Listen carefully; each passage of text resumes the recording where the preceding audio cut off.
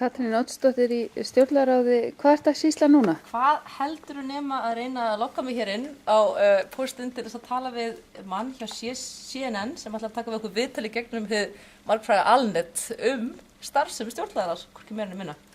Og þetta æsins spennandi. Við höfum aldrei gert svona Skype-viðtal og við finnur hérna tæknigúru og snillingur ætlum að mæla fyrir þetta stórkostlega vinnufyrirkomulag sem við erum með á stjórnlagaráði sem hefur vakið heimsathygli eins og maður segir og nú þurfum við bara hérna að tala þetta sem sagt við CNN fólkið og ég er með pínu svona tæknikvíða núna að einhver bíli eða þú veist eitthvað þannig þetta vekur mjög miklu öryggiskennd að hafa þetta kvikindi hér en samt tækni ára. Já, en samt ég svolítið svona bara það sem klikkar getur mun klikkað, þú veist. Hann ekki búinn að senda okkur post, nýjustu tölur sína, hann hefur ekki senda okkur post, þannig að hann kannski ekki byrjaður að hringja. En spennan gífurleg sem sagt, getur sagt þér. Og CNN, það nú einn stærsta fréttaveita í Bandaríkjunum. Já.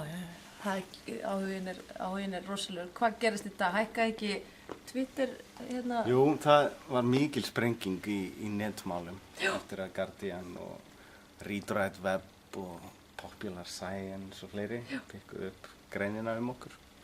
Þá kviknaði í Twitter og Facebook síðanum okkar. Já. Þannig að þið eru við fótskör heimsfræðar og ekki síst stjórnlagaráð. Já, á internetinu, fræg á netinu. Já, ég myndi segja svo big in France. Já, og Spáni.